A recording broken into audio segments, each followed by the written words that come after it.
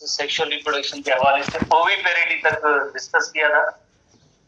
ओविपेरिटी एक ऐसा प्रोसेस है जिसमें एनिमल्स एग ले करते हैं, उस कंडीशन को हम कहते हैं ओविपेरिटी कहते हैं। ओविपेरिटी, ओवी रेफर्स टू एग्स, जब एनिमल्स एग प्रोड्यूस करें और देन उसको जो है ले करें, तो इस कंडीशन को ओविपेरिटी कहेंगे। Such animals are called oviparous animals. इस एनिमल्स को हम ओविपेरस एनिमल्स कहते हैं।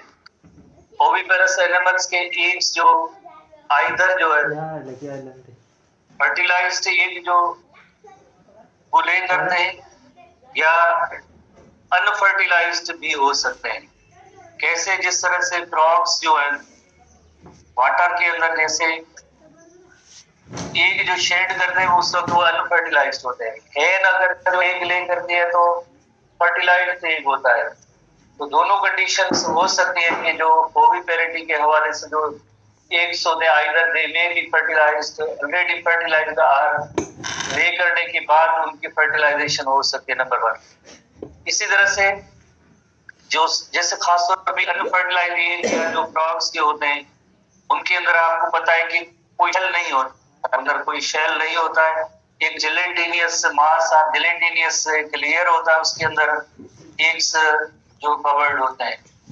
पर जो फर्टिलाइज्ड होते हैं इनके हिसाब जैसे हेन है तो यकीनन उनके अंदर जो एक शेल होता है।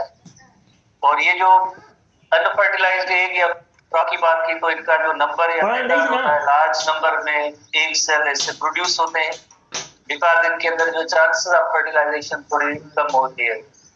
इसी तरह से ये जो लाइक जो जिसमें शेल मौजूद है उसके अंदर यॉक की मिकदार जो सफिशिएंट होती है, इनफ अमाउंट ऑफ यॉक होता है ताकि उसके अंदर यंग वन की डेवलपमेंट हो सके। तो ये एक चंद एक फीचर्स होती है कि ओविपेरिटी या ओविपेरस एनिमल्स होते हैं उनके कौन कौन सी फीचर्स हैं। पर जो विविपेरस एनिमल्स होते हैं, विविपेरस एनिमल्स होते हैं उनके अंदर जैसे एग तो प्रोड्यूस होता है, विविपेरस होते हैं जो उनके अंदर शुरू में तो जैसे एग प्रोड्यूस होता है, पर ये जैसे they give birth to their young ones, give birth to their young one. Human being का हम एग्जांपल ले सकते हैं कि जैसे फीमेल के अंदर एग सेल तो प्रोड्यूस होता है, फिर देन उनके अंदर मोस्टली जैसे आपने देखा होगा इंटरनल मोड ऑफ फर्टिलाइजेशन होता है, इंटरनल फर्टिलाइजेशन होती है और वो ले नहीं होता है, उधर ही डेवलप होता है। और ऐसे एग्स होते हैं वो स्मॉल होते हैं, उनके अंदर शेल वगैरह नहीं होता है, शेल नहीं होता है, प्लस में यॉक की मिकदार भी सफिशिएंट नहीं होती है, नॉट इनफ यॉक, इतनी ज्यादा यॉक नहीं होती है क्योंकि एम्ब्रियो को डेवलपिंग एम्ब्रियो को सारी रिक्वायरमेंट मदर के जरिए मिलती है और एक खास स्ट्रक्चर होती है जिसका नेम होता है प्लेसेंटा।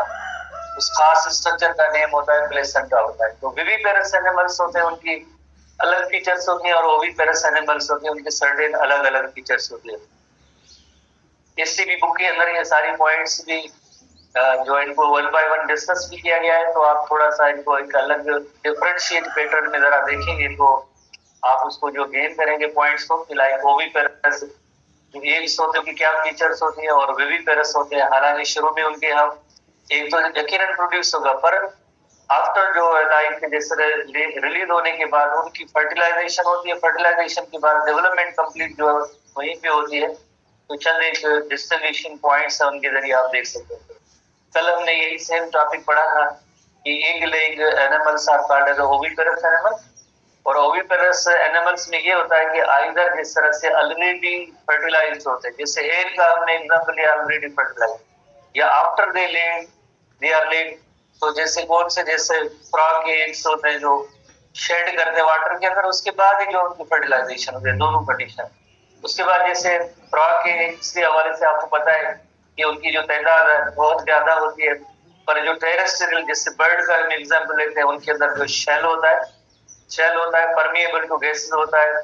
और शेल के हवाले से एक और भी जैसे खास फीचर है, क्योंकि टेरेस्ट्रियल एनिमल्स के अंदर जो शेल होता है, अंदर जो एम्ब्रियो डेवलप हो रहा है, तो एम्ब्रियो को ड्राई आउट होने से भी इसके लिए नेचर की तरफ से चंद एक स्ट्रक्चर्स प्रोवाइड किए गए। वन ऑफ द इसमें शेल भी होता है और इसके अंदर एक और कवरिंग मेम्ब्रेन होती है, एम्नियोन होती है, एम्नियोटिक फ्लूइड होती है, डेजिकेशन से बचने के लिए जो इनमें काफी सारी डेफिनेशंस मौजूद होती है।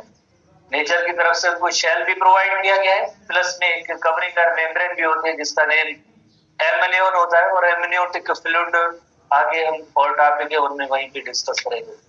इसी तरह से जो टेरेस्ट्रियल एनिमल्स होते हैं इनके एग में जैसे खासतौर पे शेल होता है, और ये शेल जिस तरह से एक्वेटिक में ऐसा शेल वगैरह नहीं होता है, वो शेड करते हैं वाटर के अंदर, और उनके बाहर क्या होता है जिलेटिनियस मेम्ब्रेन्स होती है। हमने कल भी एक इलस्ट्रेशन देखी थी फ्रॉग्स के एग्स के हवाले से, तो उनके एग्स के बाहर जो एक जेली लाइक जिलेटिनियस कवरिंग और मेम्ब्रेन होती है। ओविपेरिटी के हवाले से जो उनके एग्स होते हैं लार्ज इन साइज है, जैसे हैन का एग आप ऑब्जर्व ले सकते हैं जिसके अंदर यौक का मिकदार नहीं सफिशिएंट होता है, और पूरी एग की कंप्लीट डेवलपमेंट उसी एग सेल के अंदर होती है। जब तक उसकी हैचिंग ना हो जाए तब तक सारी डेवलपमेंट उसी एग के अंदर होती है। वाई बिकॉज इनकी एग्स के अंदर यौक का मिकदार सफिशिएंट होता है, इनफ होता है, और डेवलपिंग यंग वन को न्यूट्रिएंट्स मिलते रहेंगे और डेवलपमेंट कंप्लीट होगी। शेल भी है, प्रोटेक्शन भी होती है, डेजिकेशन भी इनकी नहीं हो सकती। क्यों नहीं हो सकती है? एक शेल और दूसरा जो है एमनियोन मेम्ब्रेन है, एमनियोटिक फ्लूइड है। तो जो ओविपेरस लाइक जो एग्स होते हैं उनके अंदर सबसे बाहर का कवरिंग जो शेल है आपको पता है, जैसे ये एक टिपिकल जैसे बर्ड का एग समझे या रेप्टाइल का, उसके अंदर अरेंजमेंट इसी तरह की होती है शेल। और ये जो एम्ब्रियो होता है, जो embryo is immediately covered by A membrane. एक मेम्ब्रेन होती है और इस मेम्ब्रेन का नेम जो है एमनियोन। इमीडिएटली एम्ब्रियो के बाहर जो मेम्ब्रेन होती है इसका नेम होता है एमनियोन, और दरमियान में जैसे फ्लूइड होती है उस फ्लूइड का नेम होता है एमनियोटिक फ्लूइड। ये एमनियोटिक फ्लूइड इससे एम्ब्रियो को ड्राई आउट होने से बचाती है। एक और जो है सैक है, इसे कहते हैं यॉर्क सैक कहते हैं, और यॉर्क सैक के अंदर यू नो वेरी वेल कि इसकी जो है रिजर्व फूड होता है एम्ब्रियो के लिए। इसी तरह से एक और कवरिंग होती है, मेम्ब्रेन होती है, सैक होती है एलेंट्रॉइड्स, और एलेंट्रॉइड्स का काम होता है वेस्ट को कलेक्ट करना। एम्ब्रियो के जितने भी वेस्ट होंगे उनको कलेक्ट करना। इन सबके मेम्ब्रेन के बाहर ओवरऑल एक मेम्ब्रेन है जिसका नेम होता है कोरियोन होता है, और कोरियोन का काम होता है कि गैस एक्सचेंज में इनका रोल होगा। कोरियोन नहीं है, लेफ्ट पार्ट है इधर, chorion that is the gas exchange में इसका जो है रोल होता है, गैस एक्सचेंज का रोल होता है। तो हर एक मेम्ब्रेन का एक लाइक रोल होता है। नेचर की तरफ से अगर भले एक बॉडी से बाहर है, एक इन्वायरमेंट में पड़ा है, पर उसको एक शेल भी प्रोवाइड किया गया है। शेल भी पोरस होता है आपको पता है, जिसके अंदर permeable to gases gas exchange होती रहती है। तो एम्ब्रियो के इमीडिएटली जैसे मेम्ब्रेन भी मौजूद है, और ये मेम्ब्रेन आपको पता है कि लाइक मेम्ब्रेन और एम्ब्रियो के दरमियान एक फ्लूइड भी होती है, और इस फ्लूइड का काम होता है ड्राई आउट होने से बचाना होता है। तो इतनी ज्यादा जो ऐसी प्रोटेक्शन जो प्रोवाइड की गई है ताकि डेवलपमेंट इनकी जो कंप्लीट इसी एक सेल के अंदर हो। तो ओविपेरस एनिमल्स और विविपेरस एनिमल्स में लाइक ओविपेरस, ये सारे एनिमल्स जो ओविपेरस हैं, viviparous animals they give birth to their young one. Viviparous animals होते हैं जो अपने बच्चों को जन्म देते हैं, उनके अंदर बॉडी की, फीमेल की बॉडी के अंदर डेवलपमेंट होती है, और जब तक उस यंग वन को बर्थ उसकी जो नहीं होती है तो वहीं पे डेवलप होता है। तो विविपेरिटी की कंडीशन है। ऐसे एनिमल्स एग ले नहीं कर रहे, एग ले नहीं करते, फिर लाइक डेवलपमेंट कहाँ होगी? जैसे अभी हमने देखा कि शेल्ड एग होता है जिसके अंदर शेल होता है, तो सारी डेवलपमेंट उसी शेल्ड एग के अंदर हो रही है, पर यहाँ भी डेवलपमेंट सारी जो है मदर की बॉडी के अंदर होगी जब तक उसका बर्थ ना हो। एनिमल्स डू नॉट ले, रिटेन करते हैं, फर्टिलाइजेशन वहीं पे होती है, देन डेवलपमेंट भी मदर की बॉडी के अंदर होती है। जब तक उस यंग वन का जो बर्थ ना हो जाए तब तक यंग वन उसी मदर की बॉडी के अंदर डेवलप होते रहते हैं।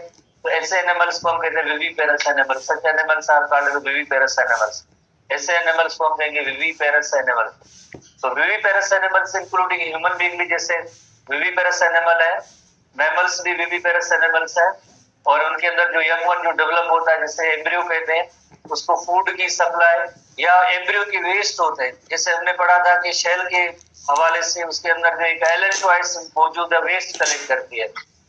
कोरियोन मौजूद है जो जिसके जरिए गैस एक्सचेंज का अमल हो रहा है।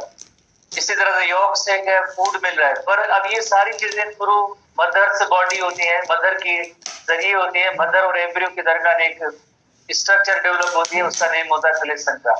प्लेसेंटा को कॉमनली कहते हैं कि it is the connection between mother and embryo. Placenta is commonly called the connection between mother and embryo, connection between mother and it's embryo. Mother और एम्ब्रियो के दरमियान एक कनेक्शन है। एम्ब्रियो की जितनी भी लाइक उसके लिए जरूरी चीजें होती है वो सब मदर के जरिए मिलती है। कौन सी लाइक फूड है और ऑक्सीजन है, और एम्ब्रियो की कौन सी चीजें जो रिमूव होनी है, जो वेस्ट है या CO2 होते हैं, वो मदर की बॉडी से ही रिमूव होंगे, तो सर्कुलेशन से। तो इस आर्गन को हम कहते हैं प्लेसेंटा कहते हैं। प्लेसेंटा की एक छोटी सी इलस्ट्रेशन बनाते हैं किस तरह से प्लेसेंटा लाइक जो अवेलेबल होती है ऐसे विविपेरस एनिमल्स में।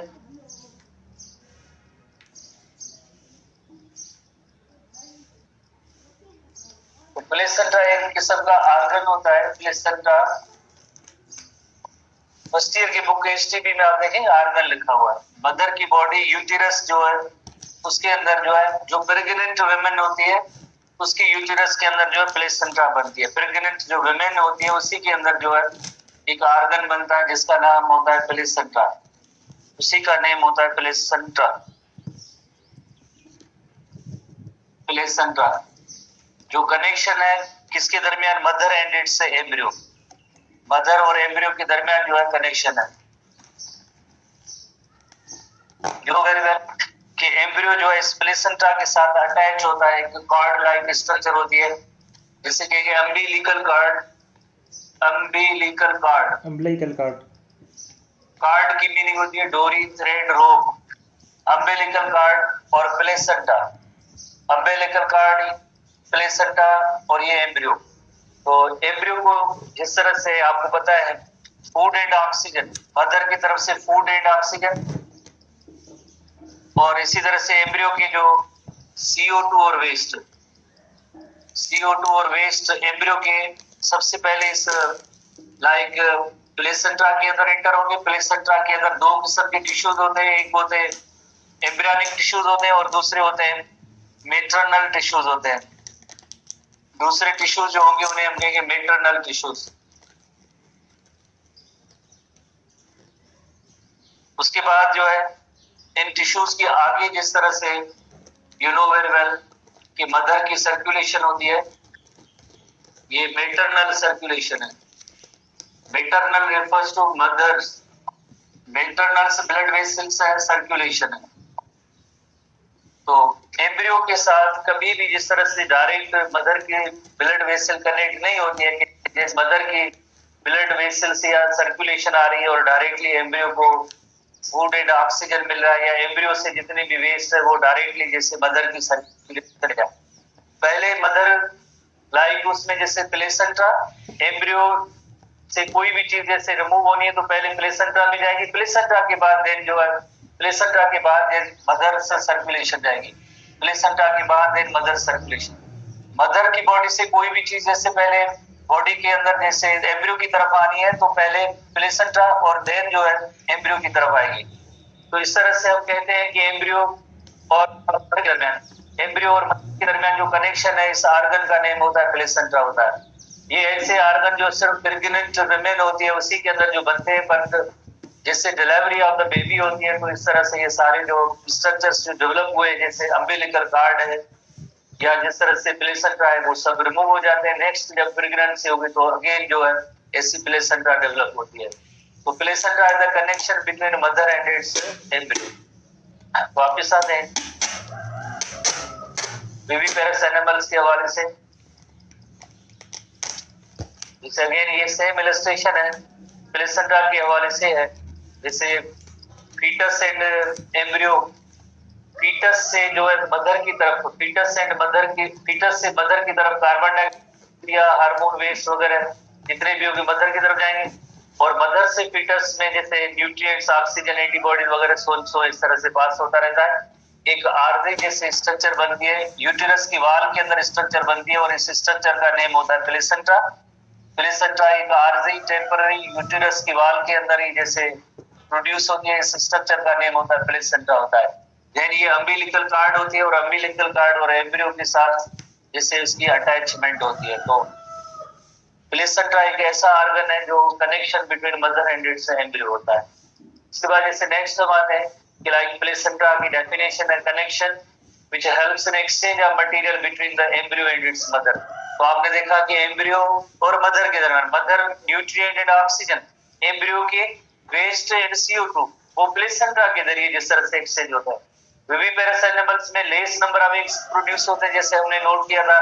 जो ओविपेरस एनिमल्स होते हैं उनके अंदर large number of eggs produce होते हैं और विविपेरस एनिमल्स होते हैं उनके अंदर less number of eggs produce होते हैं, तादाद कम होती है। बिकॉज मदर की बॉडी के अंदर डेवलपमेंट होती है, तो मदर की बॉडी जिस तरह से जैसे इतने ज्यादा जिस तरह से एम्ब्रियो को सपोर्ट नहीं कर सकती है, इस वजह से नेचुरली जिस तरह से 1 egg is released per month, जैसे ह्यूमन बीइंग के हवाले से कभी कभार जिस तरह से 2 eggs भी रिलीज होते हैं, कभी कभार उससे ज्यादा, तो मल्टीपल बर्थ रेयर केसेस में होते हैं। नॉर्मली जो मदर जो है like 1 egg is produced after every 28 days, जैसे आपने पढ़ा है। तो उसका रीजन ये होता है कि इतनी जो एम्ब्रियो जो है उसको सपोर्ट करना मदर के लिए मुश्किल होता है।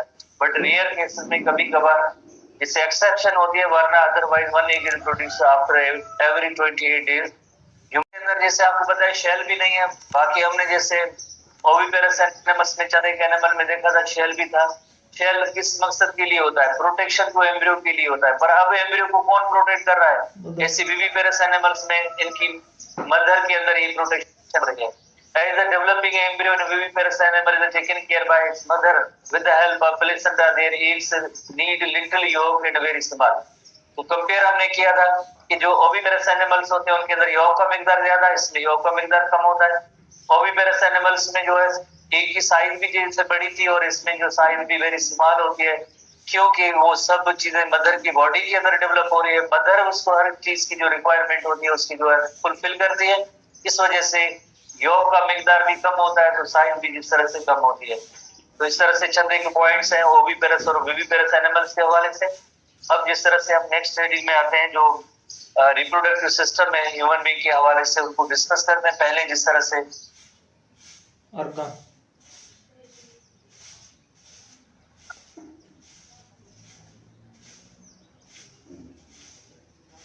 कंप्लीट चीज इधर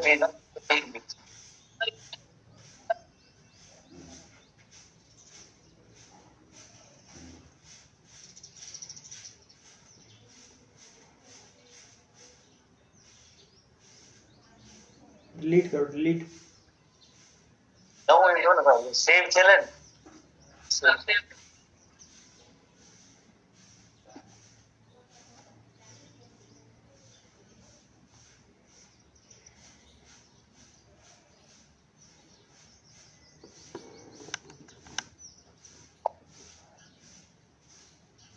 मेल रिप्रोडक्टिव सिस्टम को डिस्कस करेंगे। सबसे पहले मेल रिप्रोडक्टिव सिस्टम, और मेल रिप्रोडक्टिव सिस्टम के अंदर जैसे जो स्ट्रक्चर्स है, नंबर 1 मेल गोनेड्स जिन्हें कहेंगे टेस्टिस। उसके बाद जो दूसरा पार्ट होता है उसे हम कहते हैं इपिडिडिमिस। इपिडिडिमिस तीसरा पार्ट होता है उसे हम कहते हैं वास डिफरेंस। जिसे स्पर्म डक्ट भी कहते हैं। Vas deferens is simply called as sperm duct. Then जो है यूरिथ्रा, ह्यूमन की मेल की यूरिथ्रा जो होती है यूरिनोजेनिटल डक्ट के तौर पे इसका रोल होता है। यूरिनोजेनिटल डक्ट यानी urine as well as reproductive fluid दोनों पास होती है। इसी तरह से ये सारे जो एक लाइक इनके अलावा एक्सटर्नल जेनिटलिया, एक्सटर्नल जेनिटलिया के अंदर 2 ऑर्गन्स होते हैं, एक स्क्रोटम और पीनस। स्क्रोटम एक सैक है या बैग है, पाउच है जिसके अंदर जो है टेस्टिस मौजूद होता है। स्क्रोटम एक पाउच है और इस पाउच के अंदर जैसे testis are located. Penis is male copulatory organ. इसी तरह से एक तीसरा कंपोनेंट होता है रिप्रोडक्टिव सिस्टम के हवाले से, वो होता है गिलैड्स। Muscles are bone. गिलैड्स के हवाले से एक गिलैड है जैसे हम कहेंगे जैसे सेमाइनल वेसिकल, सेमाइनल वेसिकल्स का पेयर होता है, सेमाइनल वेसिकल का पेयर होगा। इसी तरह से दूसरा जो ग्लैंड है प्रोस्टेट ग्लैंड, ये बियर्ड स्ट्रक्चर नहीं है, प्रोस्टेट ग्लैंड।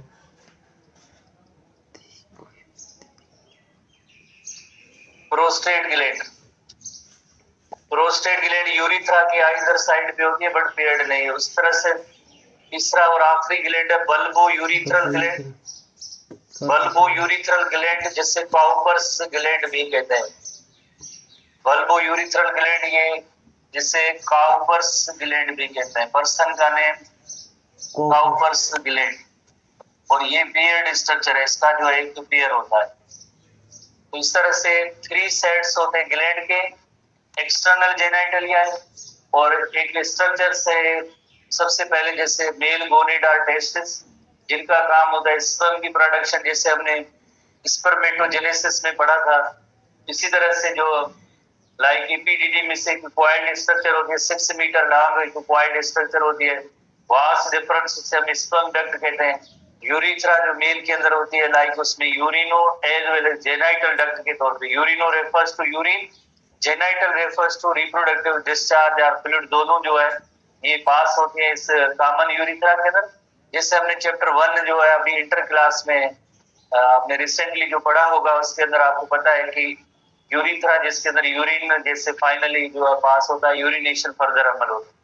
एक्सटर्नल जेनिटलिया के अंदर स्क्रोटम एंड पेनिस आ जाते हैं। ये ऐसा सवाल शायद 1-2 बार टेस्ट में भी आ चुका है, तो इसको एक्सटर्नल जेनिटलिया, जेनिटलिया ओवरऑल कहते हैं। जो रिप्रोडक्टिव स्ट्रक्चर्स होती है चाहे मेल हो या फीमेल हो उनके लिए जेनिटलिया लफ्ज इस्तेमाल होता है, that are the reproductive structure.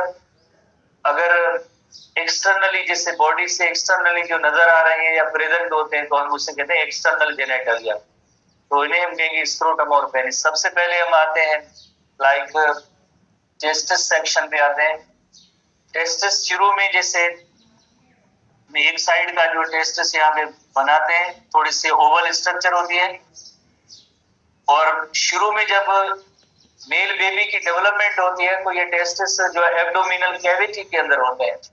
शुरू में जब डेवलपमेंट हो रही होती है मदर की बॉडी के अंदर, जब मेल जैसे एक बॉय की जैसे डेवलपमेंट हो रही होती है तो उस वक्त ये एब्डोमिन के अंदर होते हैं। देन जो ये डिसेंड डाउन की मीनिंग है नीचे की तरफ आते हैं।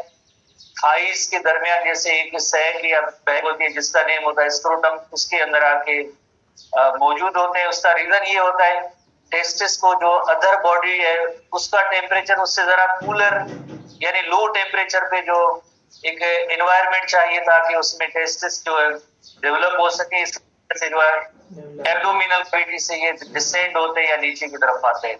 इनके अंदर ऐसी काफी सारी जो पार्टीशंस होती हैं जिन्हें लोब्यूल कहते हैं। हमारे बुक में उनका जो टर्मिनोलॉजी या टर्म्स नहीं है।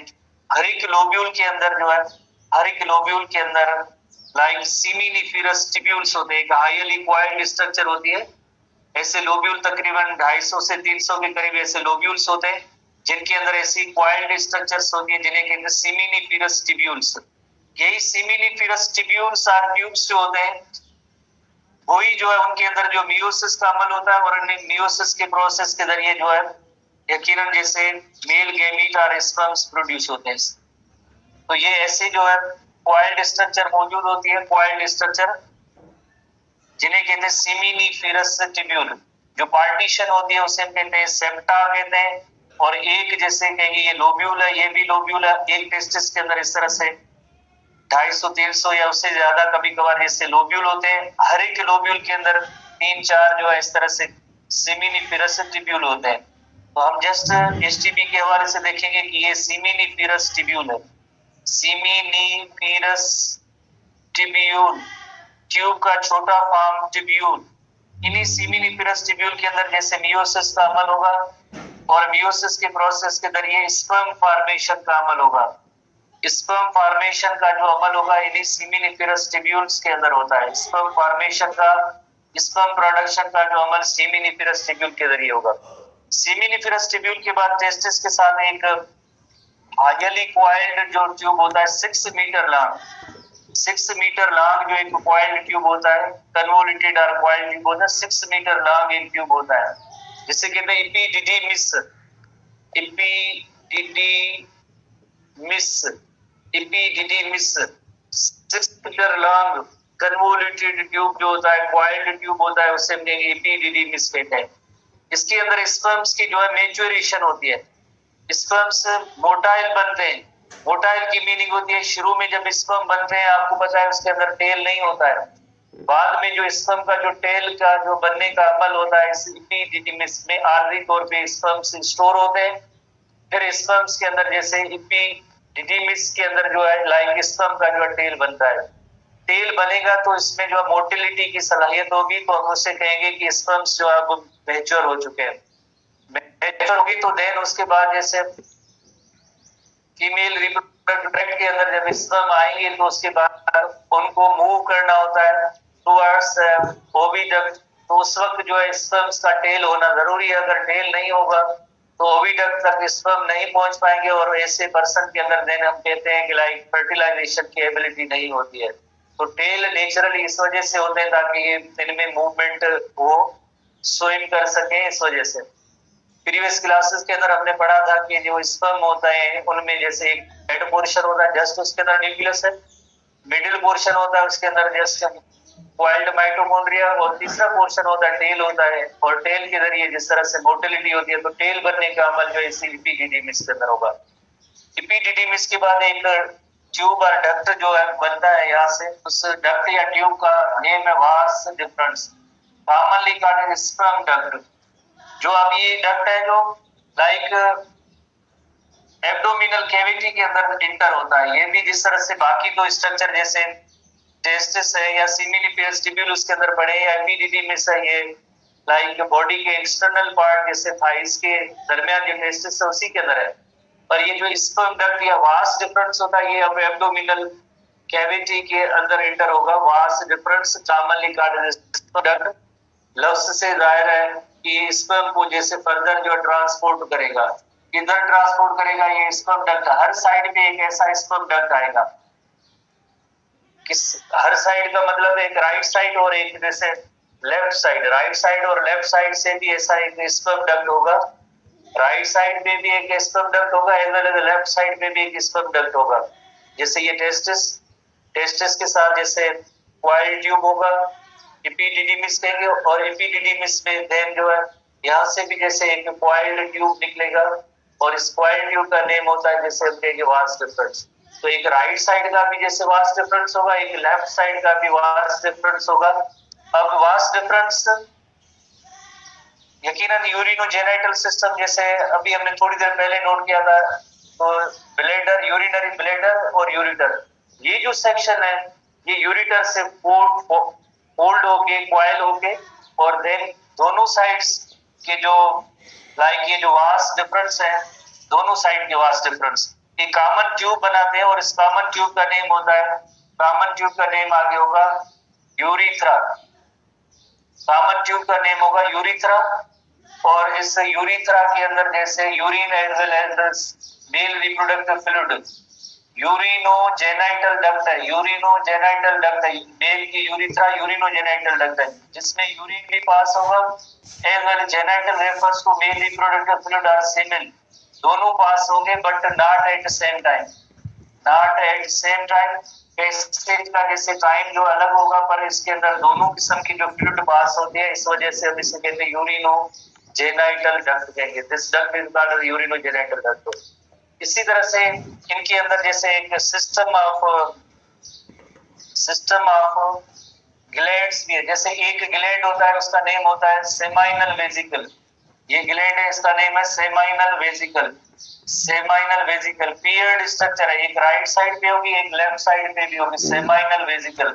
सेमाइनल वेसिकल का एक डक्ट होगा, और एक डक्ट यहाँ से आ रहा है, किधर एक डक्ट आ रहा है लाइक वास डिफरेंस से, तो देन इनकी कॉम्बिनेशन से एक छोटा डक्ट बनेगा जिसे कहेंगे इजैक्यूलेटरी डक्ट। इस डक्ट का नेम होगा इजैक्यूलेटरी डक्ट, और इजैक्यूलेटरी डक्ट जो आके यूरिथ्रा के अंदर ओपन होता है दोनों साइड से, जैसे इजैक्यूलेटरी डक्ट आके यूरिथ्रा के अंदर ओपन होगा। हमारे लाइक एसटीडी के अंदर शायद ऐसी लेबलिंग नहीं है। एक सेमाइनल वेसिकल का डक्ट एक वास डिफरेंस का डक्ट दोनों ज्वाइन करेंगे तो एक छोटा सा डक्ट बनेगा जिसे कहेंगे एजैक्युलेटरी डक्ट। एजैक्युलेटरी डक्ट आके जो है लाइक जो यूरिथ्रा के अंदर इंटर होता है। तो इसी तरह से जहां पे जिस तरह से जो स्ट्रक्चर्स सेमाइनल वेसिकल और देन एजैक्युलेटरी डक्ट, और इस जगह पे एक डक्ट होता है जिसका नेम है प्रोस्टेट ग्लैंड। दूसरा ग्लैंड है, इसका नेम है जैसे प्रोस्टेट ग्लैंड है। प्रोस्टेट ग्लैंड एक ही लाइक ग्लैंड है पर ये इनसर्किल्स द यूरिथ्रा, इस ग्लैंड को हम कहते हैं प्रोस्टेट ग्लैंड।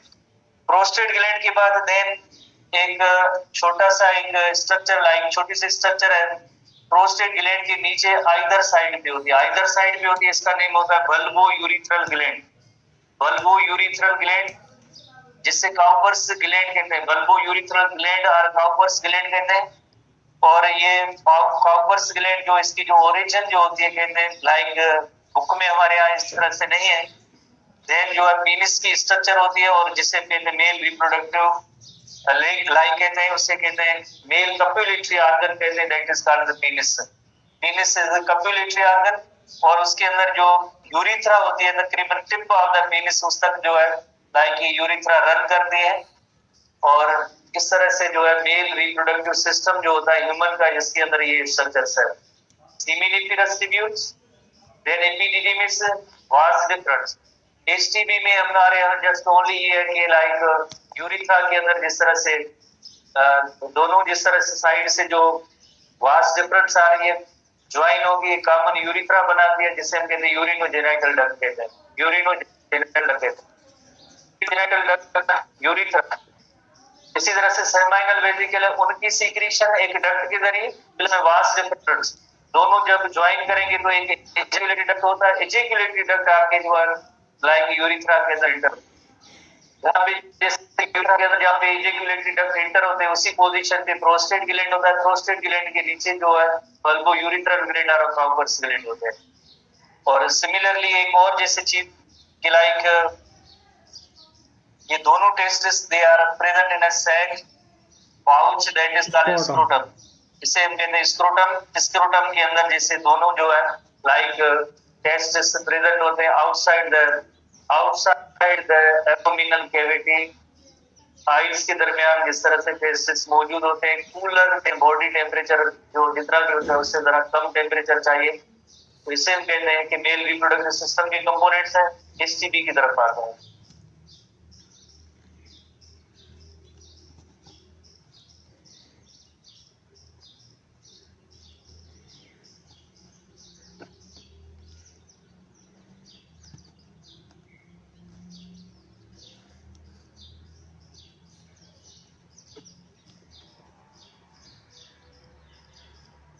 तो रिप्रोडक्टिव ऑर्गन्स ऑफ ह्यूमन में इसे कहते हैं मेल गोनेट। सबसे पहले सिंगुलर टेस्टिस आईएस से सिंगुलर बनता है, ईएस लगने से प्लूरल हो जाता है। Develop beside the abdomen but come to life before birth. इसके अंदर आ जाते हैं एक पाउच के अंदर, एक सैक के अंदर। उस सैक या पाउच का नेम है स्क्रोटम। कहाँ पे मौजूद है? Located outside the abdominal cavity. कहाँ पे? बिटवीन द थाइज ऐसा पाउच मौजूद होता है, उसे हम कहते हैं लाइक स्क्रोटम कहते हैं, दैट इज कॉल्ड स्क्रोटम। जैसे कि डेवलपमेंट के हवाले से जैसे जो मेल बेबी की जब डेवलपमेंट होती है एब्डोमिनल कैविटी के अंदर, original position of testis abdominal cavity के अंदर होती है। देन डिसेंड करते हैं नीचे की तरफ आते हैं, लाइक थाइज के दरमियान एक सैक बनती है और देन जो है उसी के अंदर जो है स्क्रोटम के अंदर जो है टेस्टिस रहते हैं। एसटीबी बुक के अंदर जैसे कि पहले टेस्टिस एब्डोमिनल कैविटी के अंदर होते हैं, देन जो डिसेंड होते हैं नीचे की तरफ आते हैं थाइज के दरमियान। Sperms are unable to develop. उसका रीजन क्यों है? Sperms are unable to develop at body temperature. जो body temperature normal temperature 37 degree centigrade उस पे डेवलप नहीं हो सकते। कुछ बुक्स में लिखा हुआ है कि 1 डिग्री सेंटीग्रेड लेस टेम्परेचर चाहिए, 1 डिग्री सेंटीग्रेड। कुछ बुक्स में जैसे 2 to 3 डिग्री सेंटीग्रेड लिखा हुआ है। हमारे बुक के अंदर कोई भी एग्जैक्ट जैसे ऐसी लाइक पॉइंट नहीं है कि कितना लेस टेम्परेचर चाहिए। तो जस्ट सिंपली इतना है कि core of the body temperature उस पे ये डेवलप नहीं हो सकते हैं, बट लेस टेम्परेचर चाहिए बॉडी टेम्परेचर से तो ये स्पर्म डेवलप होंगे। This location keeps the testis cooler.